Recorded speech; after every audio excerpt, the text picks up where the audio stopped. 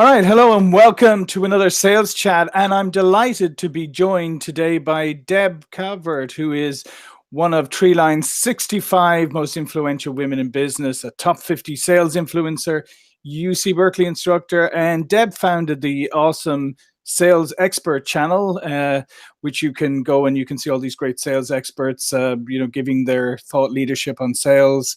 And she has done so much sales training, coaching, leadership development programs. And she joins us from Kansas City, Missouri. Deb was for a long time up in the Bay Area, here in California, and now in Missouri. Hey, Deb, how are you doing today?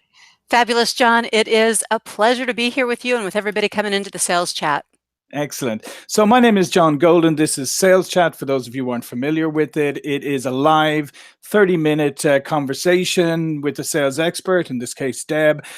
You can go onto Twitter and you can tweet your questions, your comments, answer the questions. The hashtag is hashtag Sales Chats. Nicole, who's also in San Diego, like myself, is monitoring that and is going to feed the questions to us. And we already have a few today. So we're going to get right into today's topic and get into the discussion. Today's topic is interesting title, Deb. Okay, stop selling and start leading. Okay, so as I'm going into the new year as a salesperson, I've just got my quota handed to me. You know, I've just stopped crying, and I'm ready to get into my year. And I'm like, stop selling, start leading. Okay, well, what's all that about? Yes. Well, first of all, it doesn't mean stop making sales. We should be very clear about that. This is the way to make more sales. And it's hopefully liberating for salespeople to think of themselves a little bit differently. This is about putting away those stereotypical old sales behaviors, the salesy ones that buyers resist. It's about replacing those behaviors with the behaviors more commonly associated with leadership. In fact, 30 very specific behaviors that are coming from an evidence-based model of leadership. Okay, so that's interesting. So let's talk a little bit about that. So why is demonstrating leadership something that will help you sell more? Why would a buyer react to you demonstrating leadership more than you using whatever sales techniques you normally use? Yeah, well, okay, so first of all, I should say this is based on research with buyers, Right. 530 B2B buyers. And we asked about their preferences. Instead of guessing or assuming, we had a hypothesis, we went and tested it. And then we compared it to 500 seller stories so that we saw those behaviors in action. So why do buyers respond to leading? I think that's why do any of us respond to any leader? See, what leaders do is they inspire us, they guide us, they take us to a new place that we've never been before, one that has possibilities that are exciting in it. And we choose to willingly follow leaders. Buyers choose to willingly follow leaders too, which is why it's so important for sellers to step into leadership and to guide their buyers to take them along on this journey. So that obviously requires an element of, well, a lot maybe of confidence, right, on behalf of the seller, because let's face it, a lot of sellers go into the buyer-seller environment feeling that they are perhaps in the weaker position, right, and they elevate the buyer. So what you're talking about requires some confidence in you to kind of meet them on a level playing field, right? It does. It requires thinking of yourself in an entirely different way. If you are thinking of yourself, if you're identifying yourself as a salesperson, and when you think salesperson, you think about Wolf of Wall Street or Glengarry Glen Ross or any number of other stereotypes, if you think about reaching into someone's pocket as if it's something you're doing to them, then you are going to take a deferential position. You are probably going to feel somewhat bad about yourself. On the other hand, if you think about yourself as a leader and you are choosing to guide someone to a better place, a place they want to go, the confidence comes right from that. Leadership, when you own it, when you step into the potential of it, it's a wellspring of confidence.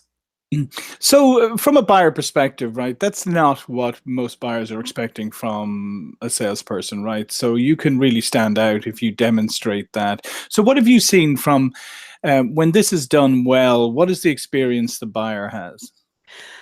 Buyers consider this to be different from their typical sellers. So we asked them, what frequency of these behaviors do you already see in the sellers you choose to do business with? And they gave us that baseline. And then we asked what would be the ideal frequency for each of these behaviors. And in all 30 cases, all 30 behaviors, the preference of buyers is that they see these behaviors much more frequently. And their reaction when they do see these behaviors more frequently is that they're more likely to take a meeting, and they will buy more often from a seller who is leading them, because it's, for a buyer, it's an emotionally connecting experience. It is an experience where they truly feel like someone is hearing them and meeting their needs, and they want to go with you to that new place. So let's talk about maybe some of the top ones out of those behaviors. Maybe you can give us a sampling of some of those behaviors. Okay, sure. The number one behavior was that a buyer wants a seller to answer their questions in a very timely manner and in a way that's relevant. In other words, they don't want us to dodge and deflect their questions, not even the price question. Mm-hmm. And they want us to understand where they are in their own buying journey, as opposed to being the walking brochure that is there to say what we want to say. So first of all, we dignify buyers. We treat them with dignity and respect. That's another behavior. And one of the ways we do that is by truly listening and answering their questions. That's what leaders do too. They are right there in the moment with you. So just on that one about answering questions succinctly and directly and listening, I often feel that that's an area, where some salespeople, especially maybe newer salespeople, fall down because they start to talk a lot, maybe because they get nervous, maybe they get afraid of there being any silence or gaps. So, it's like we don't give the buyer any time to actually process something because we don't want to have that moment of silence. So how do you recommend that salespeople get over this? And as you say, answer the questions directly, succinctly, and listen. You have to train your brain. Literally train your brain, because what's happening in those moments, well, think about being a seller. You barely ever get time with anyone. And so when you do get somebody and they're actually right there on the phone or in person with you, your adrenaline is at its peak. Right now, you've got to get as much in as you possibly can into those precious few moments that you've been given. Well, the problem with adrenaline is that it makes us stupid. Right? It does. It takes blood out of our brain and it directs it to our arms and legs. That's the old flight or fight response. So at our moment when we are adrenaline pumping, we're at our dumbest, that's when we have to train our brain to do something different, to listen, to allow the blood to flow back into our brain before we talk, so that when we talk, we're going to be smarter, because the blood is there and because the information from the buyer is there too. Yeah, that's funny. That's a good takeaway for people, is like when you're getting all hyped up in a sales situation, maybe take a deep breath. Remember, you're not at your peak of intelligence at that moment. Yes. It's just a physiological response. We have to deal with it. Well, obviously that's why people can, jump over buildings and do crazy stuff like that, right? Yes. It serves us well, but maybe not in those moments when we're supposed to be listening.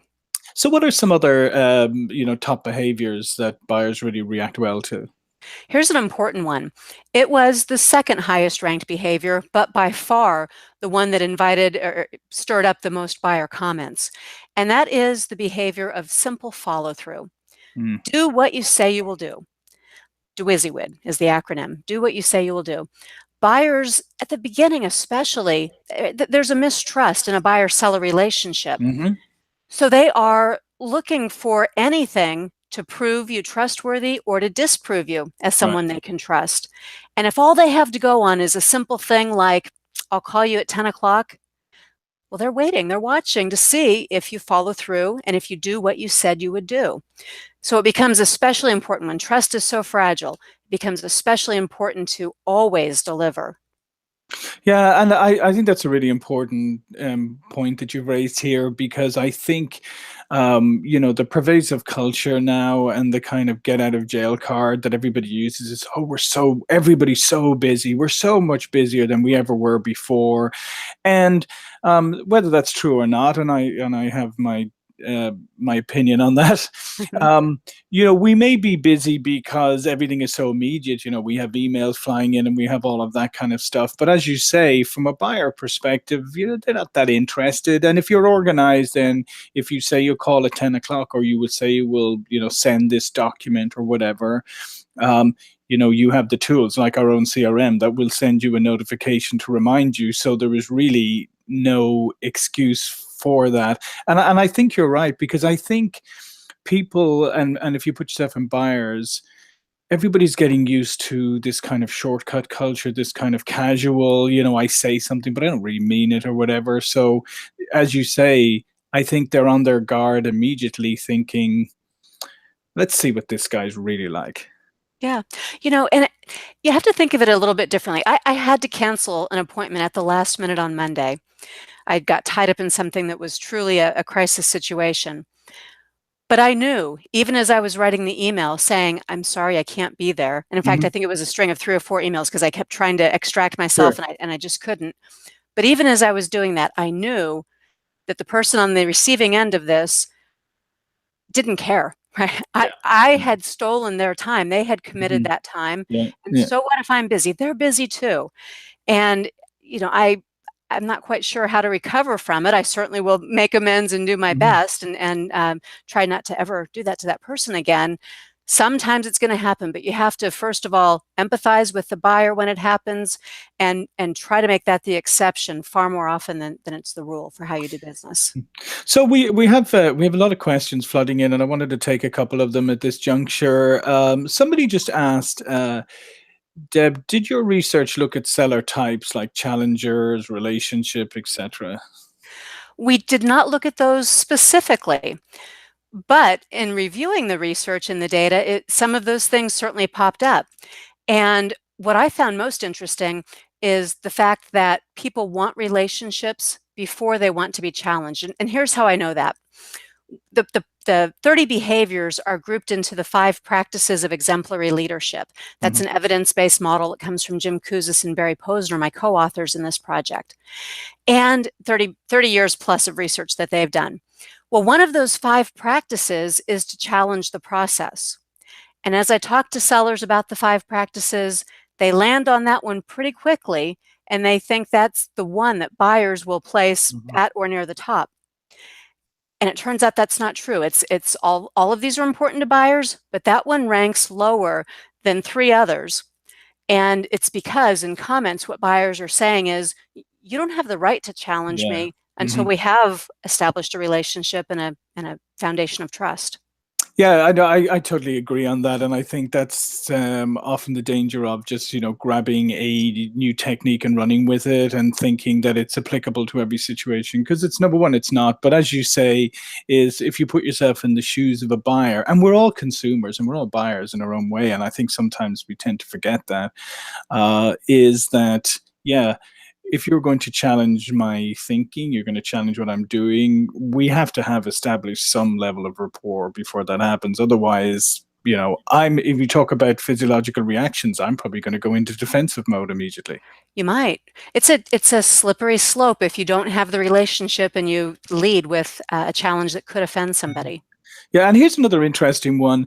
Can you provide some tips on how older sellers can bridge the communication gap when dealing with millennial buyers? There's a minefield. I love that question, and I'll tell you why. There was only one distinction in our entire body of research, and it happened to be with that question about the millennial buyer. Because our buyers, we did get a great cross-section, all age groups, different types of industries, company sizes, buying cycles, you name it, we looked for it. And the only difference that we saw in terms of the rank order from buyers, which were more important, which were less important to them, is this one thing. Buyers under 30 prioritized something that other buyers did not. And what they prioritized was the leadership practice known as encourage the heart. To encourage the heart means that you are recognizing, praising, appreciating, thanking. You're also dignifying people. You're giving their decisions and their input an opportunity to be heard and to be used.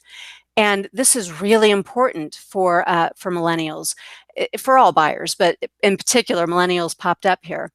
What they're looking for is an encouragement along the way, not just a thank you at the end, thanks for buying. It's a reminder to us that it's really hard.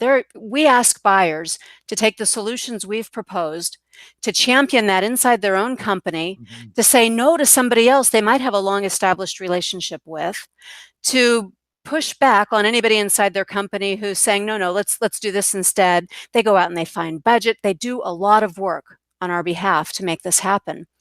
And that's not always easy. And they need us to encourage them and to recognize that work that they're doing. Yeah, I love that you brought that up, because it's one of the things that I talk about a lot, about the fact that in B2B sales, the purchaser, there's a lot of emotion attached to making a purchasing decision, because, as you say, all the things that you just mentioned that they have to do. Also, their purchase can be career enhancing if everything works out well. It can be career limiting if it goes the other way, right? Absolutely. And so we're asking them to take this in many ways, this leap of faith with us. So I mean, I can see how that might be important.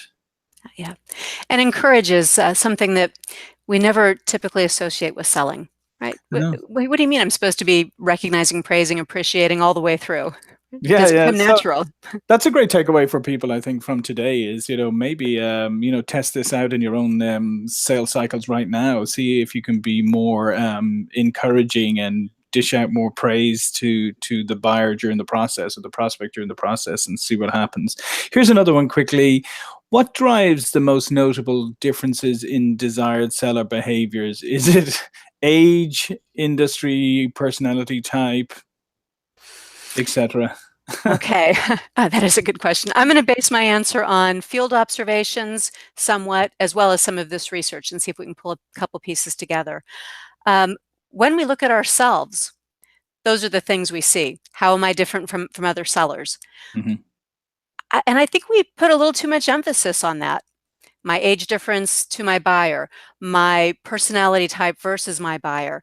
And maybe we should be looking at this from the buyer's perspective. You see, buyers aren't looking at those demographic characteristics. They're not evaluating us that way. They're just looking at our behaviors. What does this person do? And the good news about behaviors is no matter what your age, rank, serial number, behavior, personality style, behaviors are accessible. They're just a choice. I do it or I won't do it. So they're easy. Yeah. So what are a couple of other behaviors that people should pay attention to? Here's a good one. Buyers don't like the kinds of needs analysis or discovery questions that we're typically asking. They don't want to be surveyed. They don't want it to be our qualifying process, and it's just so boring for them. That feels one way. And what they're looking for instead, they want sellers to have a two-way dialogue, one that invites them in, one that asks questions that open up the conversation, as opposed to being a sort of a check-the-box exercise. So I call this shifting from a diagnostic needs assessment to a dialogic needs assessment, one where it truly is a conversation. And here's the funny thing, that sounds like it's going to be more work and that it's going to take longer. It doesn't. It accelerates the relationship, the trust building, and everything that happens as a result of that. Yeah, that's an interesting concept, because I think when what you're saying here is that if you engage me in a two-way dialogue immediately, I'm likely to probably give you all of those answers that you were looking for, or most of them, a lot faster than if you went down your list of questions. Yes, we're going to have a relationship, and that's ultimately what it's all about. Leadership is about relationships, and so is selling. So if I'm a seller listening to this, what are some of the steps I could take immediately, right? Because obviously to transition into being a leader, it's going to take some time and that, but what are some things that I should start doing today? And then maybe on the flip side of that question, maybe what are some of the things I should stop doing? Well, here's the starting point. The starting point is think about yourself as a leader. That's not about manager. It's not about title, authority. It's about acknowledging the fact that you already are a leader. People are watching what you do. People are waiting for your cues about where to go next.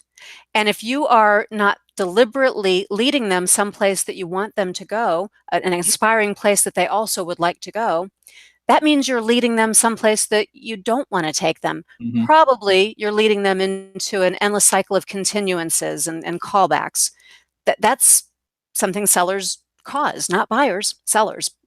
So thinking of yourself as a leader and then giving yourself this little boost, because being a leader is a cool thing. And as a seller, you are a leader. So Mhm. where do you want to guide people? How can you adapt the behaviors of leaders, which you can find out in the book, Stop Selling and Start Leading, but we've already published a lot of blogs and other Mhm. information. So go over to the website, stopsellingstartleading.com, and just begin to really ennoble yourself. Think of yourself in a way that's worthy and important and dignified because of what you can do when you step into your potential as a leader. Yeah, I think that's a great way to start. And here, this is great. Here we have Barb Giamanco a question. So Barb is out Hi, there Barb. listening. Hey, Barb, how does the research from your book "Stop Selling and Start Selling Leading" or "Start Leading"? Stop selling and start selling. Stop selling and start leading apply to inside sales and SDR roles? Uh, it does. It absolutely does. I've been a telephone salesperson early in my career, and I know how hard that is, and I work with a lot of them. It actually means that you have to do even more of this because you don't have body language, eye contact, and all those other things to establish a relationship through. So guiding somebody with your voice and your presence through the phone and in your emails is even a higher level skill in some ways. But they're all exactly the same behaviors. Follow through is the same whether you are doing it in person or by phone or email. To be able to treat someone with dignity and respect, to answer their questions in a timely manner, to create a dialogue instead of a diagnosis when we ask questions. Everything that we're talking about completely applies inside, outside, upside down, everywhere you go. And as well as you think about it today, there's an awful lot of selling that's done over web, right? Over web technology. I mean, that's a lot of what with Pipeliner. A lot of the times we interact with our prospects and customers through GoToMeeting, WebEx, those kind of solutions. So again, you can translate all of this into those mediums too, right? Right. Let me give you one more behavior that illustrates, I think, what you're doing, even in this sales chat, because you have people invited to come and post questions. One of the main things that, in fact, the number one practice that buyers want from us is this one called enable others to act. Mhm. And the behaviors of enabling others to act are all about giving our buyers an opportunity to participate in creating what they want. They have a voice, they're in this dialogue, they get to put their imprint right on it. And if you were doing this sales chat and nobody were invited and it were all your questions, it wouldn't be the same experience. Mhm. It's more special, and I'm quite sure you get more viewers because of the fact that you invite people in, you include them. Yeah, no, absolutely, because I mean that's what the purpose of the sales chat, the purpose of sales pop is to enable dialogue. Because I think we're all, it's great having thought leaders, but they're really catalysts to start the conversations, right? Absolutely. Yeah. So, so maybe in the last few minutes, what are some of the things that salespeople should stop doing? What are some of the common mistakes that they make that maybe this is a great year now, you're in January, maybe if you got rid of those quickly, you could have a much better year? Yeah. I would say, first of all, stop being deferential. That doesn't mean to be impolite or disrespectful, but it's hard for buyers, especially people in the C-suite, let's say. It's hard for them to respect someone who is only going to take whatever they toss your way.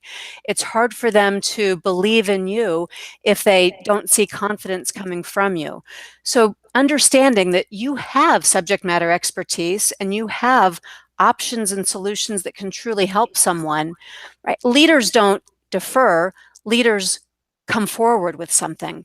And that's so much more likely to get you in the door and to get you listened to when you present a solution. So don't be deferential. Again, think of yourself as a leader to move past that. And then another thing, I might just harken back to what you already said. Don't make excuses. You're not too busy. Everybody's busy. Hmm. You're giving yourself all these excuses that are impairing your ability to connect with people and make sales. Just do the work, do the things it takes, and you'll get there much more often. Yeah, it's one thing that doesn't change, I think, is that the harder you work, the luckier you get, right? Well, yeah, but it's about selecting the work Mhm. you do. It Mhm. doesn't mean more hours Sure, sure. necessarily. Put them in when you have to, but Mhm. be smart about how you use your time, and don't do the things that are low value. Excellent. I was just checking to see if there's anyone there. I think we have all the questions. Oh, hang on. What is the first behavior sellers should tackle if they're attempting to start exhibiting more leadership-based tactic towards buyers? Well, it's that one, Yeah. WYSIWYG, because that's the price of admission. As soon as you lose trust, you've lost the sale. So to continue following through, dotting your I's, crossing your T's, delivering things on time, being reliable. The truth is, nobody can believe the message if they don't believe in the messenger. So a Right. simple thing like follow through causes them to be able to believe in you. Yeah. And I always think that when getting back to your other point about, not being so deferential about, like, that considering yourself an expert is, I think, I often think that salespeople overlook the fact that, yes, you may not be an absolute expert in the area that you're selling into, right? Mhm. But you're working with all these other customers, maybe across that vertical or segment or whatever it is, and you're gathering so much valuable insights that if you share that with your buyer, then that really credentials you, and you have something additional, not just your product, but you have all these insights, because who doesn't want to know what's going on in their vertical or their segment? Absolutely. And you also create value when you ask great questions because it makes people think. It gives them a reason to pause and reflect. And so you bring value just by that dialogue that you can create. Well, as predicted, this 30 minutes ran by really, really quickly. This is a fascinating discussion. We'd have probably gone on for ages. And as you can see from the interaction from the audience, it's a subject that they really like. So one of the things we always do at the end here is I want to ask you, Deb, what is your power tip? So what is the one thing that Deb does every day to set yourself up for success? I start by evaluating what's coming up in the next 3 days, and I make my little action item list. And I do that. I don't give myself all day to do it. I give myself 5 minutes to do it. What's my action item list? And then my commitment to myself is only putting on that list what I will do today. And I do it. Excellent, excellent. Yeah, I think the action item list is never going to go out of fashion, do you? No, it's a simple thing, but it really does work. Yeah. Okay, so Deb, before we go, why don't you just tell the viewers and listeners a little bit more about yourself, how they can find out more about you? I would love for you all to come over and take a look at the Sales Experts channel. Yeah. Like SalesPOP, it's another place where people are contributing great content and giving you an opportunity to find what you need so that you can learn and grow from it. We have over 100 sales experts who have now contributed content, hundreds of on-demand webinars. Mm-hmm. On our website, thesalesexpertschannel.com. You'll find an index. So come on in there and take advantage of all the great stuff. And then make your way over to Stop Selling, Start Leading, because the book is now in pre-sale. That's on all the major book retailers. And if you have an event coming up, or if you would like to have something special for your own sales team, talk to me, because I want to sell books, and I'll work something out with you. Happy to come talk to your team. Well, as you can see from anyone listening in today, or anybody who accesses the recording afterwards, Deb has got some great insights to share, and this new book is full of insights. So there you go. If you've got a kickoff coming up, or a meeting or a conference or event, and you want to really stir the thinking of your salespeople, then give Deb a call. Yes. All right. Well, my name is John Golden, SalesPOP Online Sales Magazine and Pipeliner CRM. This was another sales chat. I want to thank Deb for this fascinating discussion. As I said, we could have probably gone on for hours, but we're going to have you back another day so that we can go through some more of these behaviors. But thanks again for joining. Yeah, absolutely. Thank you for joining us today.